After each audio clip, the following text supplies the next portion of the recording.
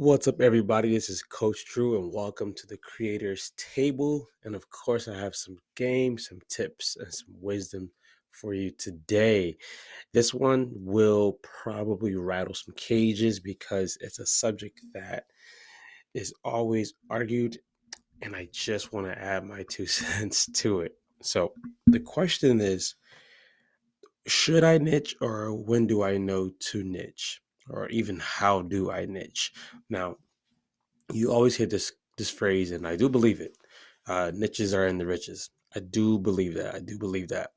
Now, for someone who feels, yeah, but I don't want to do just one thing, I want you to hear me out because I was saying the same exact thing for a long time. I want you to hear me out.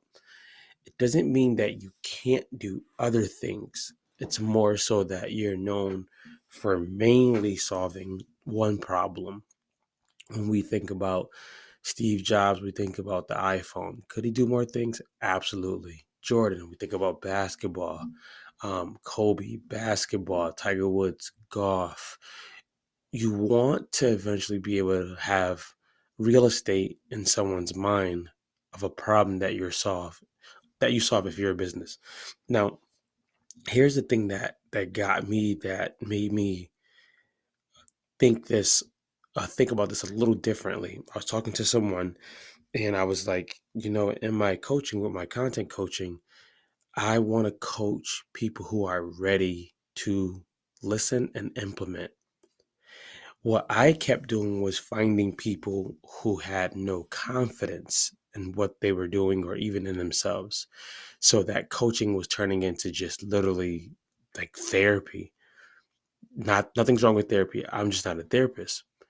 And I kept saying, man, if I can just get someone who's ready to just listen and implement, this would probably be a lot better and easier. And I found someone who just literally, they would listen and they would implement. They would hear me out, ask me questions, and go implement. And that relationship was so smooth. And it made me realize that my niche when it comes to content coaching is not working with people who have no confidence. If they want to work with me as a life coach, that's different. But as a content coach, that's not my niche. How do I know that? If you're so frustrated doing it, you probably shouldn't be doing it. And I was getting really frustrated because I was like, it just takes A, B, and C. And they were like, I can't for this reason, I can't for that reason. And I kept thinking that's the people who I'm called to help when it comes to content coaching. And that was so wrong.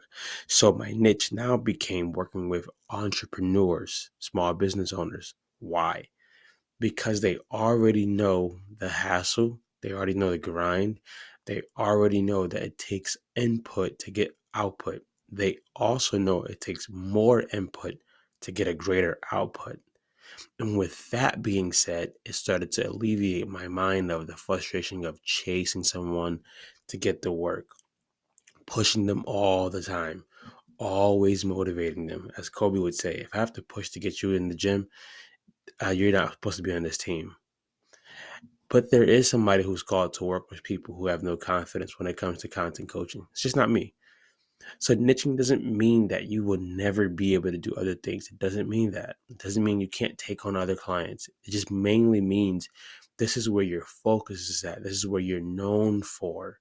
And with that being said, when people have a problem, they know send that person to you for that reason. So go implement this if it helps. If it doesn't help, shoot me a DM or a question. I'd love to hear how it didn't help you because we're all trying to grow. Other than that, guys, take care.